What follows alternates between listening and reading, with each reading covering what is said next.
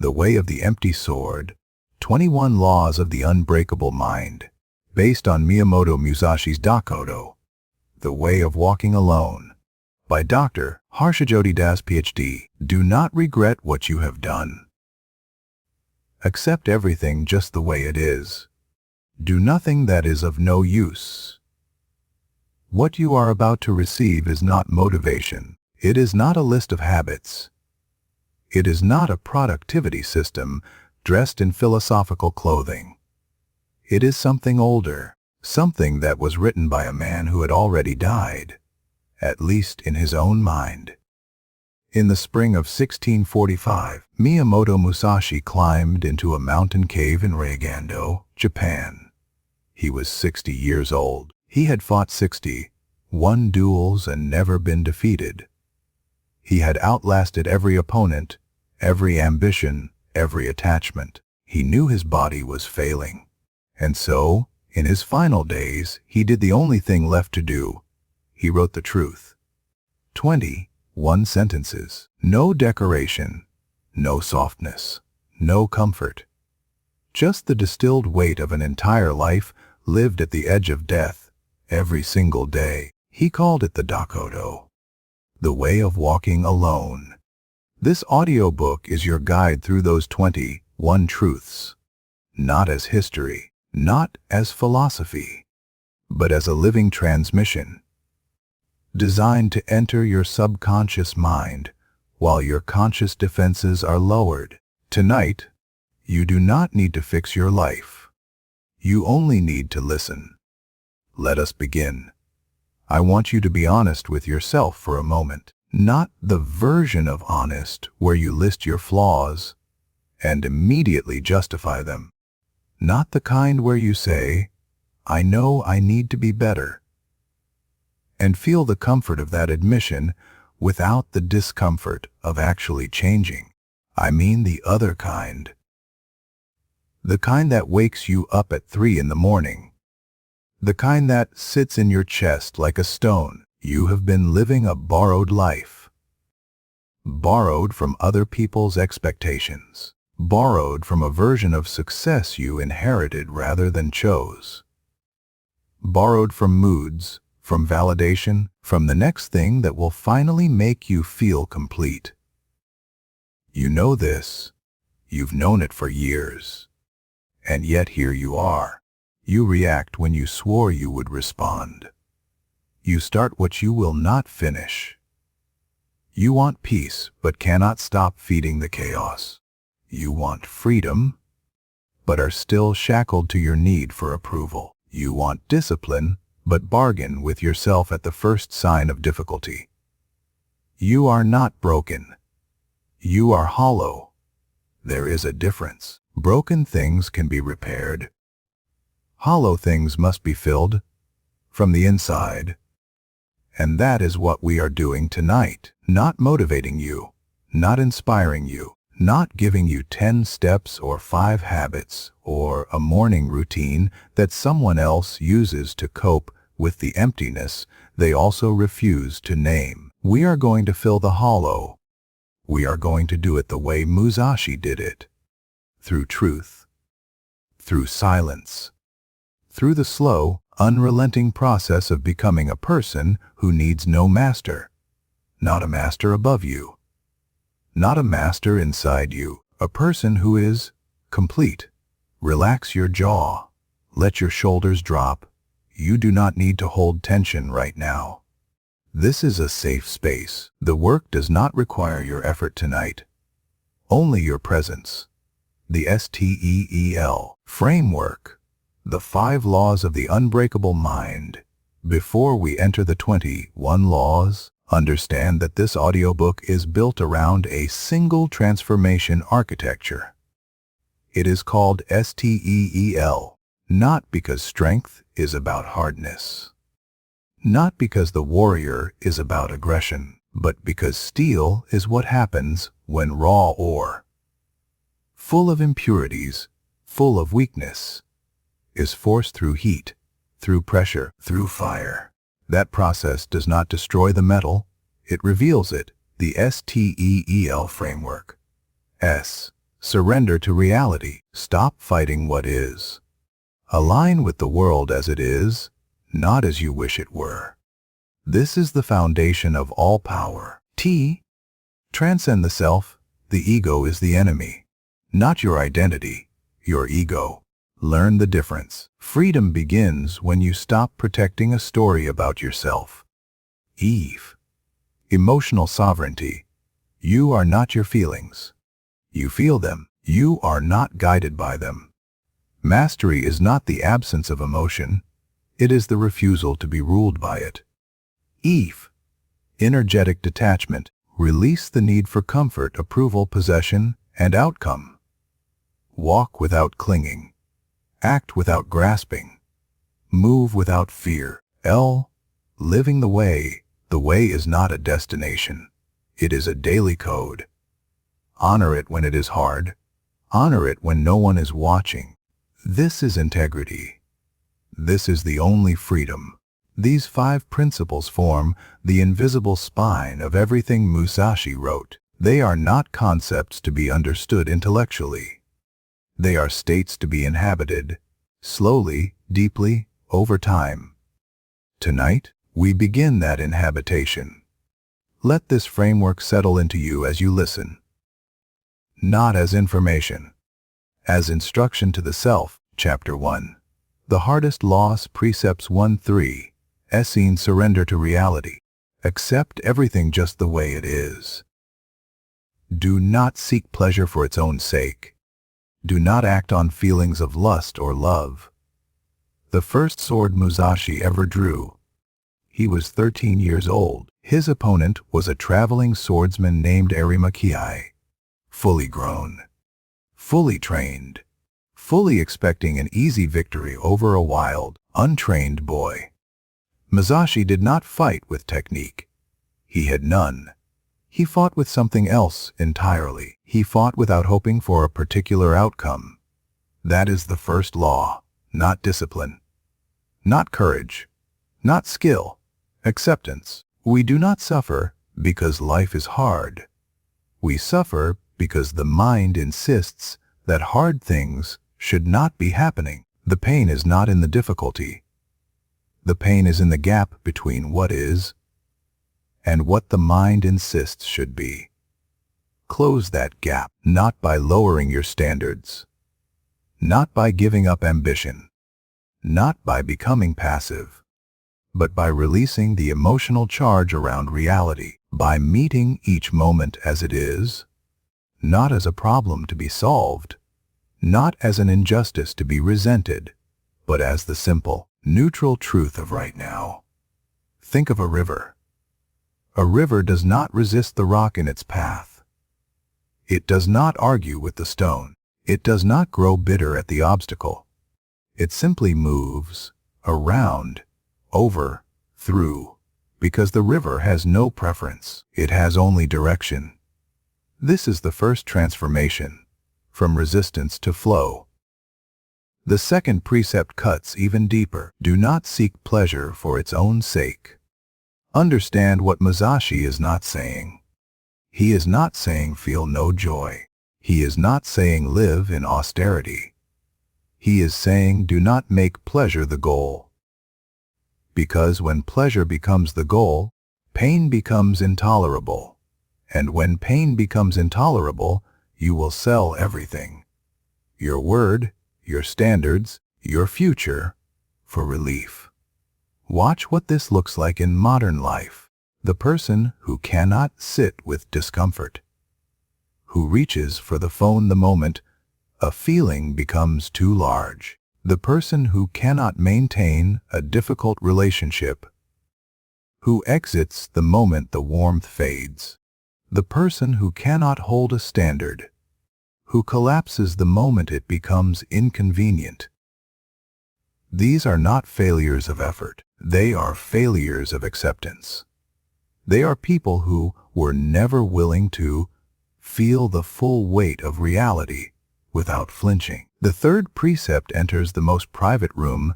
Do not be guided by desire. Desire is not evil.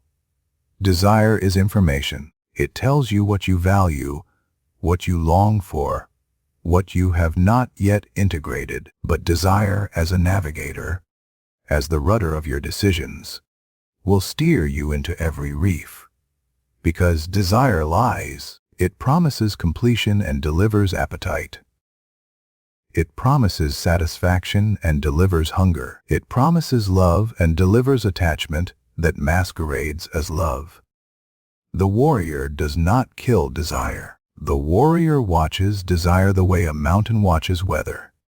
The storm comes. The storm passes. The mountain does not move. You are the mountain. The feelings are the weather.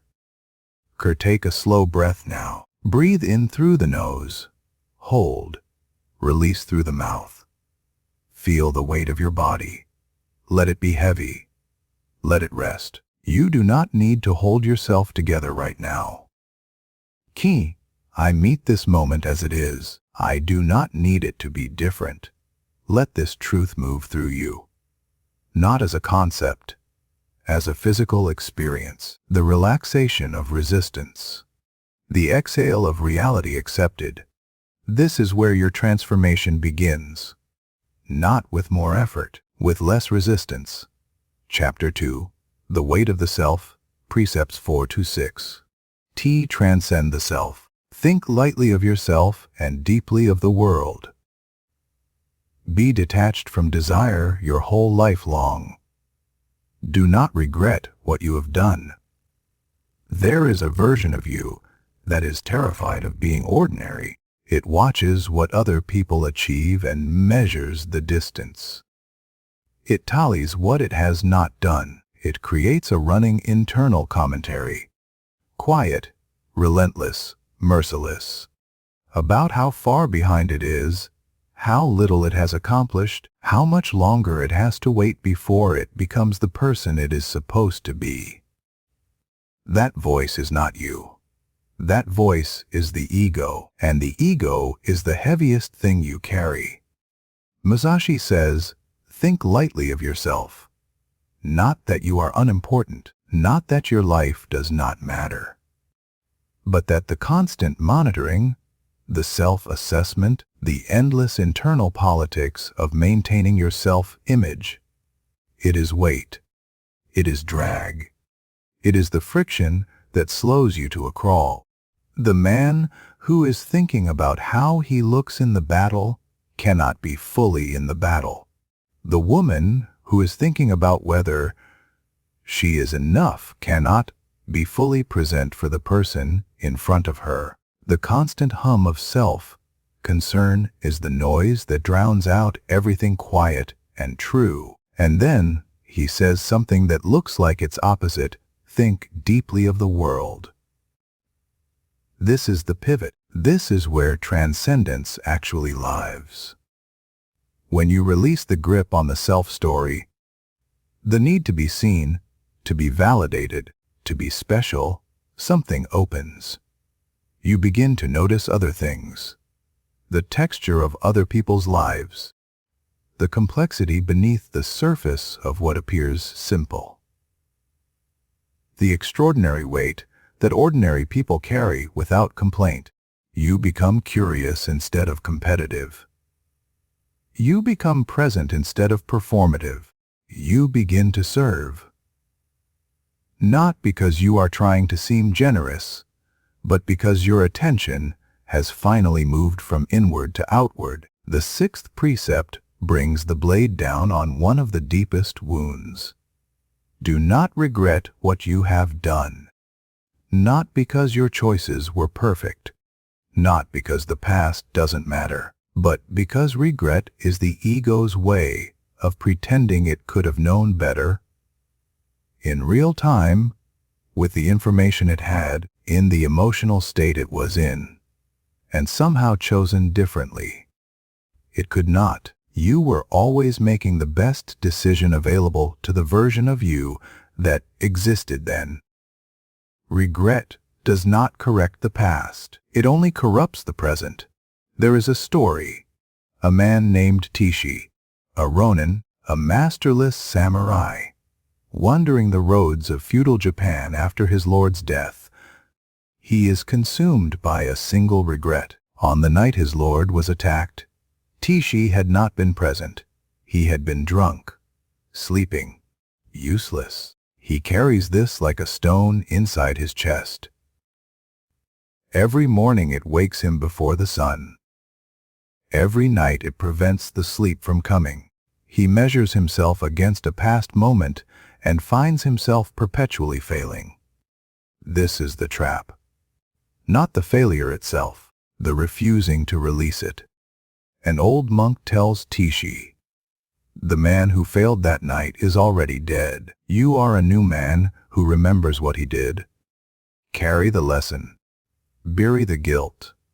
These are not the same thing. The lesson is wisdom. The guilt is punishment. And you cannot build a future from a place of self-punishment. You can only build it from a place of clarity. Release the regret. Keep the learning. They are not the same thing. I think deeply of the world. I think lightly of my self-image. I have learned from my past. I am not imprisoned by it. Chapter 3. The Prison of Other People, Precept 700 Howd. Emotional Sovereignty. Part 1. Never be jealous. Never let yourself be saddened by a separation. Resentment and complaint are appropriate neither for oneself nor others.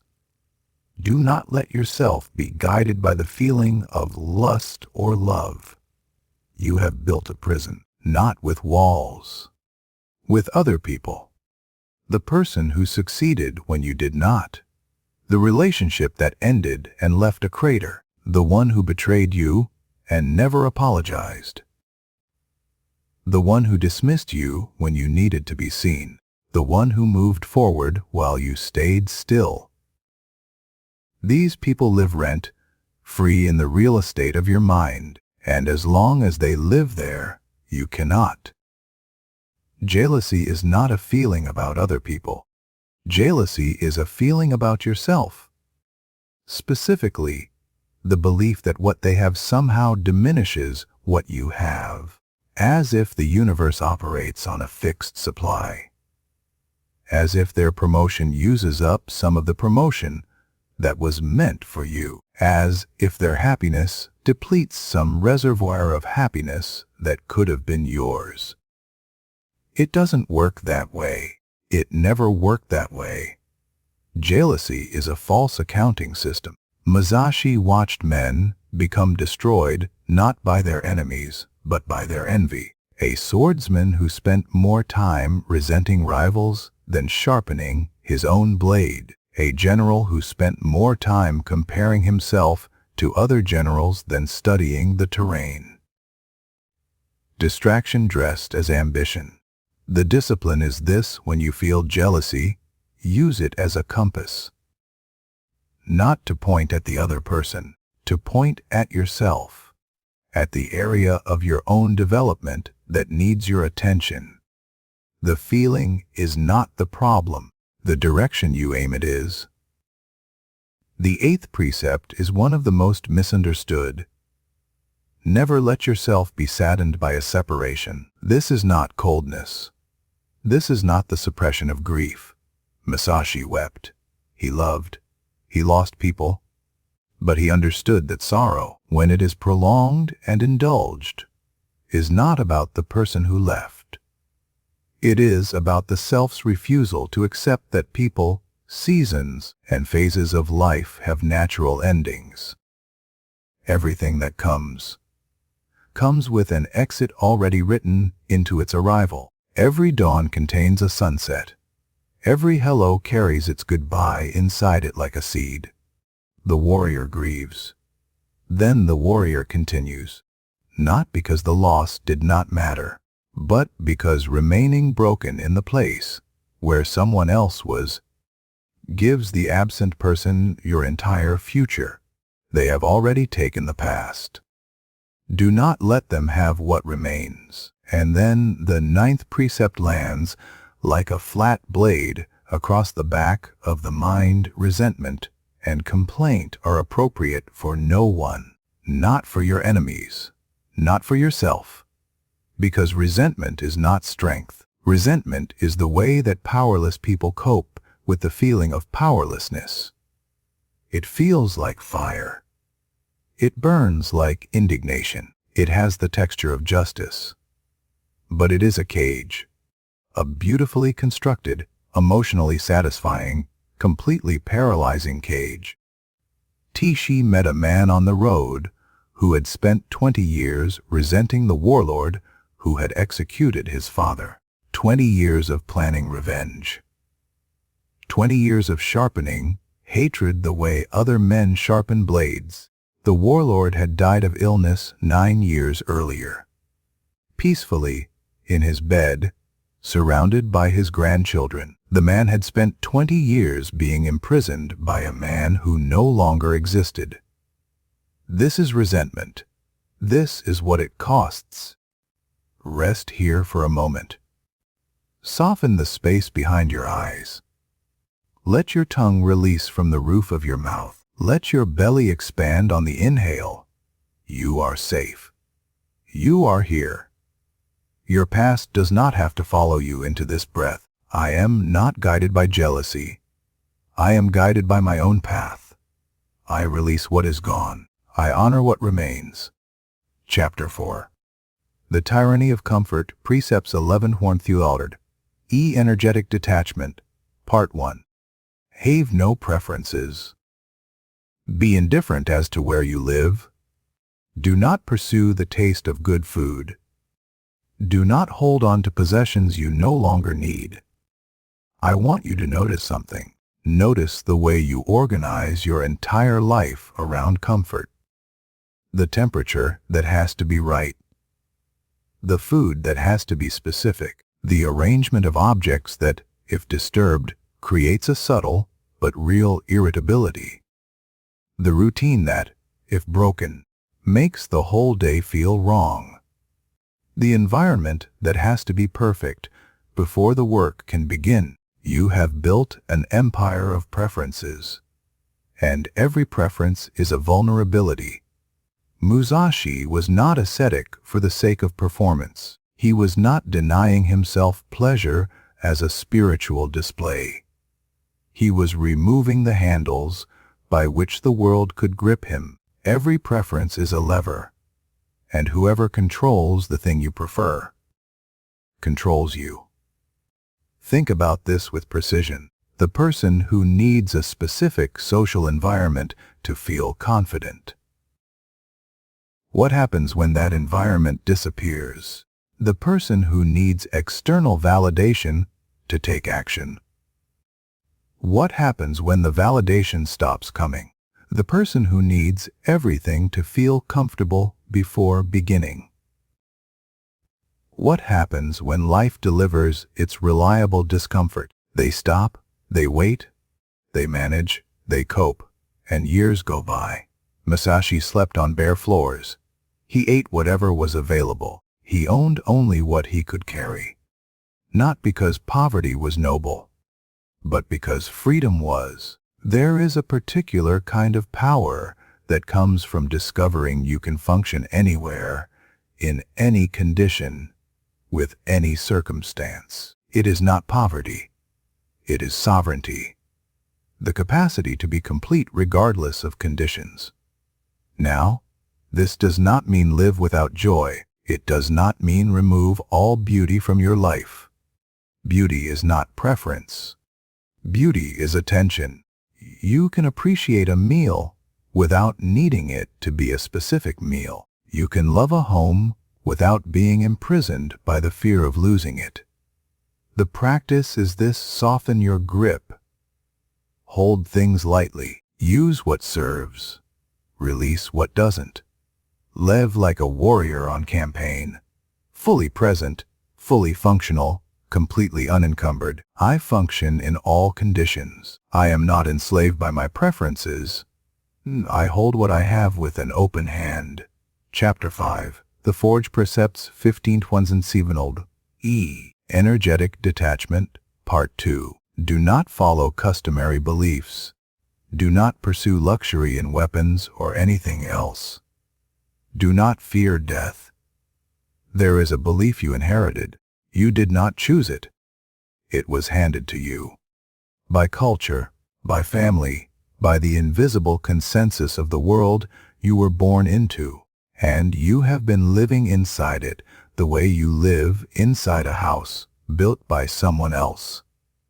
Never questioning the walls, never asking whether the layout serves you, never considering that you might build differently if you had started from nothing. Do not follow customary beliefs.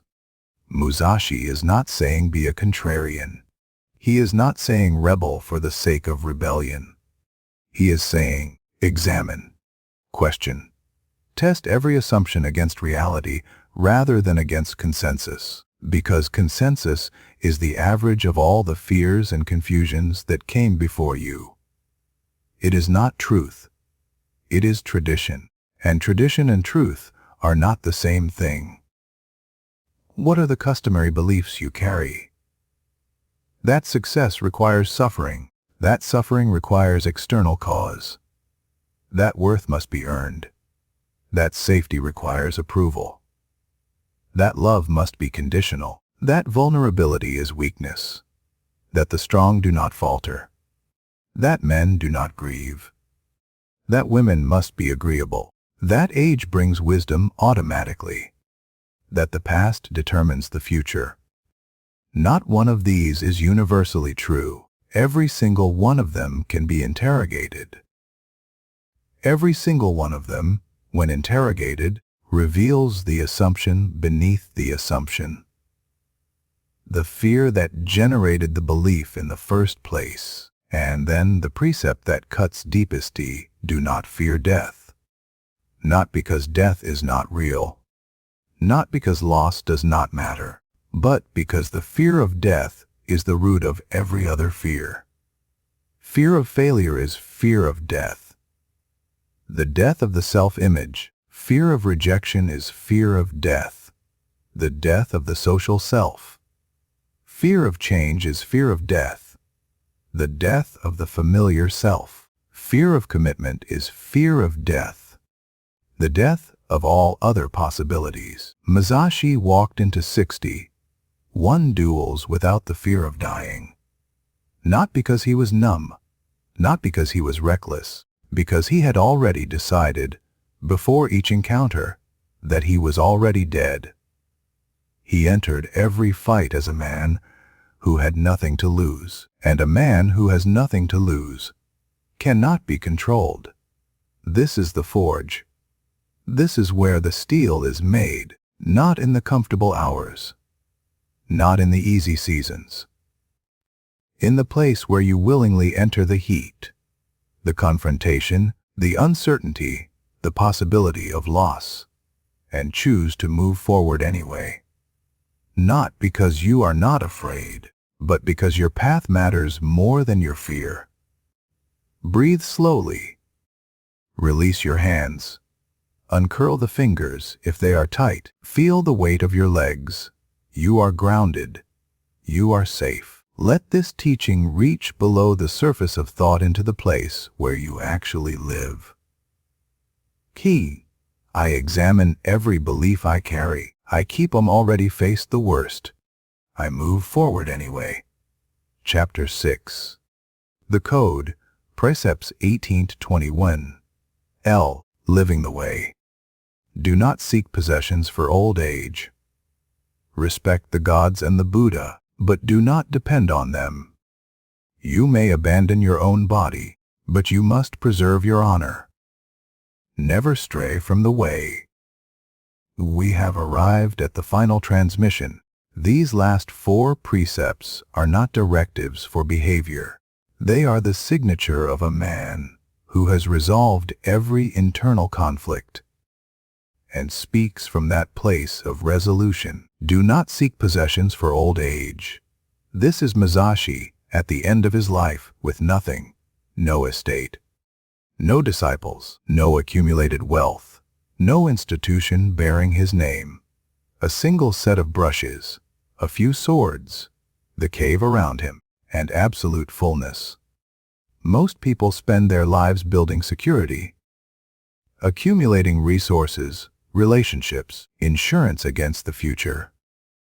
And in doing so, never fully inhabit the present. They are always preparing for a life that hasn't arrived, always fortifying against a future that may never come in the form they imagined, and the life that is happening right now. This breath, this moment, this exact configuration of reality passes unnoticed, unhonored, unlived. The warrior lives now, fully, without reservation, not because tomorrow doesn't exist, but because presence is the only place where life actually occurs. Respect the gods, but do not depend on them. Musashi is deeply spiritual. He spent years in temples. He meditated. He understood that there are forces larger than the individual will. But he also understood that prayer is not a substitute for preparation. That devotion is not a bypass around personal responsibility. That the universe does not intervene to save those who refuse to save themselves. Reverence without dependency, humility without helplessness. Trust in something larger, while doing the full work of the smaller. And then, the most devastating of the 20. One, you may abandon your own body, but you must preserve your honor. Let this settle. Your life is expendable. Your integrity is not. This is not hyperbole. This is the deepest teaching in the Dokkodo, because honor, internal honor, the private knowledge that you kept your word to yourself, is the only thing that survives every circumstance. It cannot be taken by enemies. It cannot be eroded by loss. It cannot be corrupted by time. Everything else you have can be taken from you. Only this is truly yours. And so the final precept requires no explanation. Never stray from the way. The way is not a religion, not a philosophy, not a system. The way is your code. The private, unspoken, non-negotiable standards by which you live, not performed for others, not dependent on reward, not contingent on circumstances. Simply, this is what I do. In all weather, in all seasons, in all difficulty, I do not stray. I honor my code. I do not negotiate with myself when it is hard. My life is lived from the inside out, not the outside in. Chapter 7. The Ronin becomes the master. Identity installation. Let me tell you about Tishi, not the Tishi who wandered in regret. Not the Tishi who was hollow with shame and grief, the Tishi who arrived, years later, at the other side of the Dokkodo. He did not arrive there because someone saved him. He did not arrive because a teacher gave him the answer. He arrived because he walked, alone for years, into every precept that challenged him most. He accepted the death of his Lord without bitterness. He released the identity of the loyal servant. He moved through jealousy and resentment and separation, not by avoiding them, but by feeling them fully and refusing to be guided by them. He released his preferences. He slept on the ground. He ate what was available. He lived in any weather. He questioned every belief he'd inherited. He kept what was true. He released what was not. And slowly, the way winter gives way to spring, not in a single moment, but in 10,000 small degrees. He changed, not on the outside, on the inside. The change was not dramatic. He did not become fearless. He became someone who could feel fear without obeying it. He did not become emotionless. He became someone whose emotions were servants rather than commanders. He did not become invincible. He became someone who no longer needed to be. He had crossed the invisible threshold. He was no longer a Ronin, a man without a master. He was a man who was his own master. This is where we are taking you, not to the absence of struggle, to the kind of person for whom struggle is no longer a threat. Because the inner ground is stable, the storm comes. The mountain does not move. Your identity is the mountain. Your circumstances are the weather. Tonight, right now, as you listen, something in you is beginning to understand this, not as information, as experience, as a memory of who you already are beneath the noise. Just slow your breath now. Take one long inhale and release it slowly. Feel the stillness in the room. Feel the quiet inside you. This is your natural state. Everything else, the anxiety, the chaos, the fragmentation, that is the noise layered on top of this stillness. This is what remains when the noise goes quiet. Fin Chapter 8. The New Identities. Walking Alone. Identity installation continued. Walking alone does not mean being lonely. Let that distinction land fully. Loneliness is the ache of disconnection. The feeling that you are separate from the warmth and belonging that other people seem to share. Loneliness is a wound. Walking alone is something entirely different. It is the freedom of a person who is no longer dependent on external validation for their internal stability. It is the peace of someone who can be in a crowd and remain grounded, who can be in solitude and remain full, who can be criticized and remain secure, who can be praised and remain humble. This is what Musashi meant. Not isolation, liberation, the capacity to be completely and genuinely yourself, regardless of who is watching, who is judging, who is approving, who is withholding. Most human suffering is the suffering of comparison. Most human fragmentation is the fragmentation of performing different versions of yourself for different audiences. Most human exhaustion is the exhaustion of managing other people's perceptions of you. Release that work. It was never your job. Your job is this: to become fully and irreversibly yourself, the unconditioned self, the self before the expectations were layered on, before the performance started, before you learned which version of you received love and which version had to hide. That self, the original self, is not fragile. It does not need approval. It does not require validation. It is complete. It has always been complete.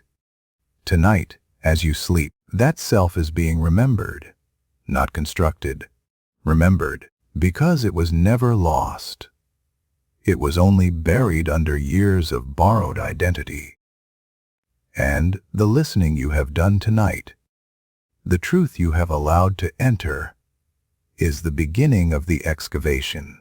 You are becoming a person who walks alone, not because you have been abandoned, but because you have chosen the path that no one else can walk for you. The path of your own standards, your own code, your own way. I walk my own path. I need no master but my own standards. I am complete. I do not require external permission to be whole. Chapter 9. The Empty Sword. The final teaching in Musashi's school of swordsmanship, the Naiten Ichi Ryu, the school of two heavens as one. There was a teaching that confused many students. It was called Kara, the empty sword. The empty sword is not a sword without a blade. It is a sword without a wielder's ego attached to it. A strike delivered without attachment to the outcome. A cut made without needing it to be the decisive cut. An action taken without the self supervising the action. This is the highest form of mastery in any domain, not the perfection of technique. The dissolution of the technician's need for recognition. You have felt this perhaps once or twice.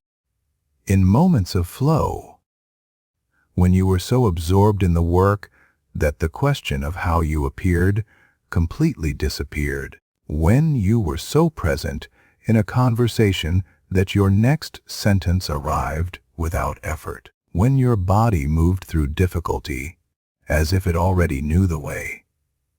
In those moments, who were you? You were not the self that worries, not the self that monitors, not the self that compares and questions and doubts.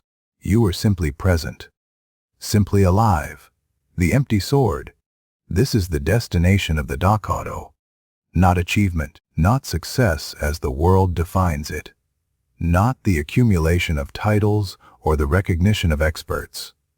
The destination is this, to live so fully and authentically and without resistance, that the gap between who you are and what you do completely closes. No performance, no management, no gap, just presence. Just the way Musashi died 9 days after writing the Dokkodo. He died without regret, without fear, without the need for his death to be anything other than what it was. He was, at the end, exactly what he had always been working toward, empty, and therefore complete. This is the paradox at the heart of every great tradition. When you release the need to become, you discover you already are. When you release the grip on the self becomes most fully itself. When you stop fighting reality, you become capable of moving within it like water, finding the exact path, in the exact moment, with the exact right force. You are learning this now, not as a teaching, as a lived truth. Something is settling in you right now that no explanation could fully capture. Let it settle. Let it find its place. Rest now. Allow your entire body to feel heavy. Let your breathing slow naturally. You do not need to maintain awareness. You can begin to drift. The teaching continues beneath the surface of consciousness. Your subconscious mind is absorbing what your conscious mind is releasing. The subconscious seal, a final transmission. The room is quiet now. Your body is heavy. Your breathing is slow. Everything I am about to say will be heard by a part of you that does not argue, does not analyze, does not resist. Let it in. You are not who you were before this began. Something has shifted, quietly, without your full permission, without any effort on your part. The truth finds its own level. Like water, like light. It does not need your assistance to settle. Tonight, as you sleep, your mind will continue this work. The patterns you have heard tonight will move deeper, past the layer of thought, past the layer of memory, past the layer of habit. They will find the place where your identity lives. And they will begin their quiet work there. You will wake tomorrow as someone who has heard these words, who has allowed these truths, who has permitted a new set of instructions to enter the chamber where your self-concept is stored. You will not have fully changed. Change is not a moment. Change is a direction. But your direction has shifted by 1 degree, by 2, by 10, and a direction shifted by 10 degrees over distance leads to an entirely different destination. Your future self is being built right now, not by your effort, by your willingness, the willingness to hear, to receive, to allow. Musashi, in his cave, in the dark, with the brush almost dry, wrote for someone he would never meet. He wrote for you, for this exact moment in your life, when you were ready to hear what you already, somewhere knew. You walk your own way now, not alone in the painful sense, alone in the free sense, alone and complete, alone and enough, alone and therefore yours. I accept what is. I release what was. I walk forward. I am the mountain. I am the river. I am the empty sword. I do not need a master. I am my own way. The closing declaration. If something in tonight's transmission moved you, if a single precept touched a place that needed to be touched, leave only these words in the comments. I walk my own way, no explanation needed, no elaboration, no performance, just those 4 words, a signal between those who have heard and chose to remember. The sword that has been emptied of ego becomes the most dangerous sword of all. Not because it cuts others, but because it has finally stopped cutting the one who carries it.